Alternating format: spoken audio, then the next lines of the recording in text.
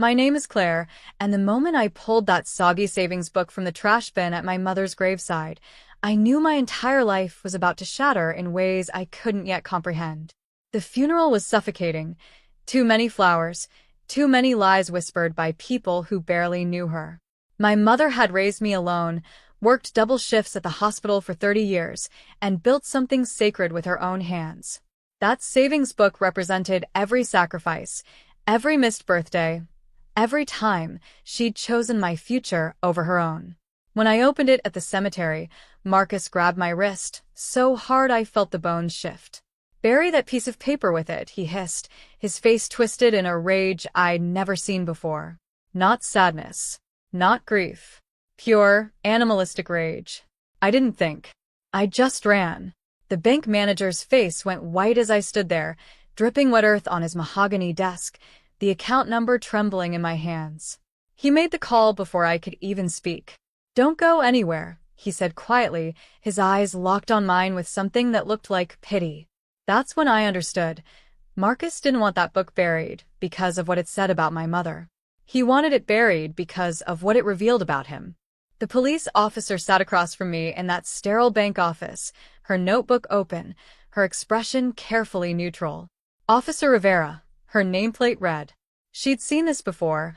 I could tell by the way she didn't flinch when the bank manager whispered something in her ear. "Your husband has been accessing this account," she said, sliding a printed statement toward me. The numbers made my stomach collapse. $47,000. Gone in 8 months. My hands shook as I traced the withdrawals. Regular deposits, my mother's pension, her modest investments, systematically drained to zero. Marcus's signature on the POA documents. Documents I'd never seen. Documents my mother, in her final months of illness, must have signed in a fog of medication and trust. "He told me she wanted to help with our mortgage," I whispered. Officer Rivera's jaw tightened. "She's been deceased for 3 days, and he's made 2 more attempts to withdraw from the account this week." The bank flagged it as suspicious activity. The room tilted. My mother had died protecting me from something I was too blind to see.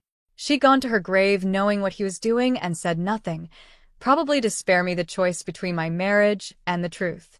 "There's more," Rivera said, sliding another document across the desk. My blood turned to ice. There were other accounts, other names, other women's retirement funds, traced back years. The detective's office smelled like stale coffee and desperation. Detective Holloway, a woman with silver streaking her dark hair, had spent the last 6 hours building a timeline that rewrote every memory I thought I owned. Marcus wasn't just a thief. He was a predator with a system. He targeted vulnerable women, elderly, isolated, recently widowed. He'd volunteer at senior centers, offer handyman services, build trust over months. Then he'd position himself as a financial advisor, convince them he could help manage their estates, and drain them dry. My mother had been number 7. "We have 4 confirmed victims willing to press charges," Holloway said, her fingers drumming against a thick folder. "Your mother's case makes 5. There are possibly 3 more we're still locating." I felt numb, hollowed out. Every date night when he said he was working late. Every business trip. Every tender moment. Had it all been performance? Was there anything real? Or had I married a man who simply hadn't targeted me yet? "Where is he now?" I asked. "We're bringing him in for questioning within the hour." "He doesn't know we know yet." My phone buzzed. A text from Marcus. "Baby, where are you? I'm worried sick. Come home." The casual cruelty of it, the calculated concern, the possessiveness disguised as love, made something crystallize inside me. He wasn't panicking about being caught. He was panicking about losing control of me. Holloway leaned forward. "We need your full cooperation." Can you do that? I nodded, but my mind was already 3 steps ahead, planning something she couldn't possibly understand. The wiretap was installed on our home phone within 48 hours. Detective Holloway positioned me as the bait. I was supposed to act normal, go home, play the confused wife until they had enough recorded evidence to make the charges stick.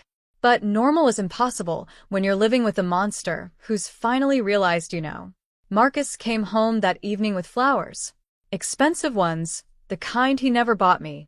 His smile was perfect, practiced, the same smile he'd used on my mother in her final weeks. He kissed my forehead like I was something precious he needed to keep contained.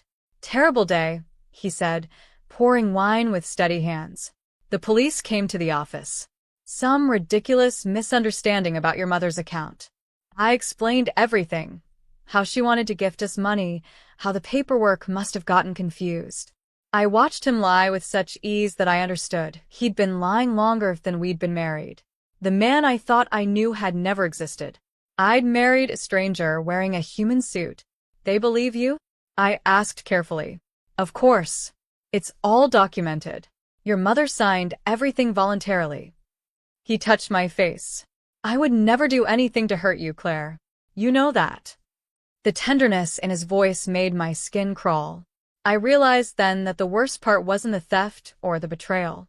It was that he genuinely believed his own performance. He thought he was the hero of the story, a man protecting his interests, managing resources, doing what needed to be done. That night, I heard him on the phone in his office, voice low. "We need to move the timeline up. She's asking questions." The recordings changed everything. Detective Holloway played them for me in her car, parked 3 blocks from our house, so Marcus wouldn't see us together. My hands went numb listening to his voice plotting what came next. He was planning to have me committed. "She's becoming unstable," he told someone on the phone, his lawyer, I'd later learn. "Paranoid, obsessing over her mother's death, making accusations." I've documented everything. The emotional spiral, the irrational behavior. A psychiatrist I know will sign off on it. Once she's institutionalized, I control everything, her assets, her mother's estate, all of it. My mother's voice echoed in my memory. "Trust your instincts, Claire. The ones you ignore are the ones that haunt you." I'd ignored every instinct that screamed about Marcus. Every time he'd isolated me from friends. Every time he'd controlled the finances. Every time he'd made me question my own perception of reality. I'd called it love. I'd called it partnership. "We have enough," Holloway said quietly. "But we need you to do one more thing." She pulled out a document. It was a financial power of attorney, nearly identical to the one my mother had signed. Pre-filled with my name. Waiting for Marcus's signature. "He's going to ask you to sign this tonight," Holloway said. "Let him think you will. We'll be listening." My heart hammered against my ribs. And then we arrest him the moment he realizes what he's done. But as I stepped out of that car and walked back toward my house, toward the man waiting inside with flowers and lies, I understood something Holloway didn't. I wasn't going to let the system decide his fate. I signed the document with a smile that felt like breaking glass. Marcus's face lit up with something that wasn't quite relief. It was satisfaction. The satisfaction of a predator who'd successfully cornered his prey. He poured champagne, pulled me close, whispered promises about our future while his hand trembled slightly as he notarized my signature. "You trust me," he said. It wasn't a question. "Completely." I lied, and the word tasted like poison. That night, after he fell asleep, I went to his office and found the psychiatrist's letter already drafted. Dr. Morrison, his colleague from college.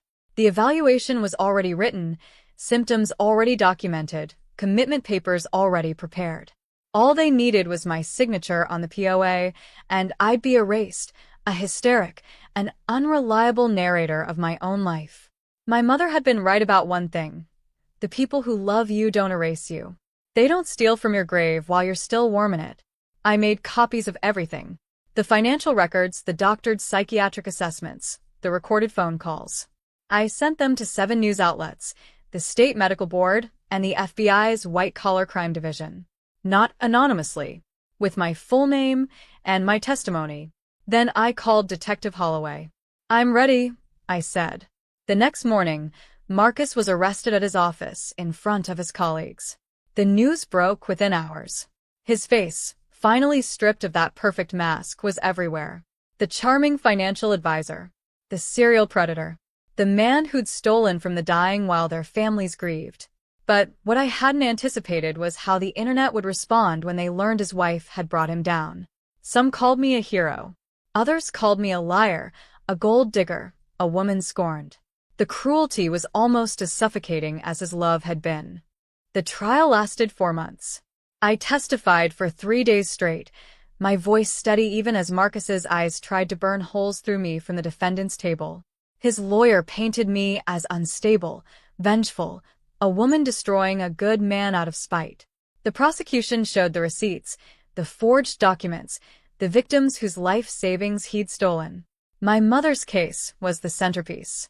The jury wept when they saw her medical records, the cognitive decline from her cancer medication, the vulnerability Marcus had exploited with surgical precision. He'd visited her in the hospital, brought her soup, helped her organize her finances, while she was barely coherent from morphine. The verdict came on a Thursday, guilty on 12 counts of fraud, elder abuse, and attempted fraud against me. 23 years in federal prison. But victory tasted like ash. I'd won, and it had cost me everything. Our house was seized for restitution to his victims. My career had stalled. Every potential employer had Googled my name and saw only scandal. Friends I'd known for decades stopped returning my calls, uncomfortable with my proximity to darkness. My marriage, which had never been real, was now publicly dissected by strangers on the internet. The worst part was the silence after. The trial ended, the news cycle moved on, and I was left standing in the wreckage of a life I'd built on quicksand. I moved into a small apartment and started therapy. Detective Holloway sent me a note. "You did the right thing. But right and whole are different things." One evening, I found an envelope slipped under my door. Inside was a check for $47,000, my mother's stolen savings, recovered and returned by the court. Attached was a handwritten note in my mother's shaky handwriting, dated weeks before she died. "I know what he's doing. I'm letting him, because I needed you to see him clearly. I love you enough to be the cost of your freedom." I held that letter for so long the paper nearly dissolved in my hands. My mother had known. She'd walked into that final darkness with her eyes open, letting him steal from her grave so I'd have no choice but to see the truth. She'd sacrificed her legacy, so I'd reclaim my life. That wasn't weakness. That was the fiercest love I'd ever known. I used the $47,000 to start over. Not in the way Marcus would have wanted, not lavishly, not performatively. I used it to build something small and honest. I became a victim advocate, helping other women recognize the patterns I'd missed. The isolation, the financial control, the gaslighting disguised as devotion. Marcus wrote letters from prison, begging forgiveness, claiming he'd changed. I never opened them. Forgiveness wasn't mine to give. It belonged to his victims, and most of them wanted nothing to do with redemption narratives. 2 years later, I received news that one of his earlier victims, a woman named Dorothy, had passed away peacefully in her sleep, surrounded by family he'd nearly destroyed. Her daughter called to thank me. "She spent her final months with dignity, because of you," she said. "Because you refused to let him win." I visited my mother's grave for the first time since the funeral. The headstone read her name, her dates, and beneath it, "She loved fiercely and trusted wisely." I finally understood. She hadn't trusted Marcus. She'd trusted me. She'd trusted that when pushed to the edge, I'd choose truth over comfort, justice over peace. Standing there, I felt the weight lift. Not entirely, never entirely, but enough to breathe. I was no longer the woman who'd pulled a soggy savings book from a trash bin at her mother's funeral. I was the woman who'd transformed that moment into purpose. I was the woman who'd won.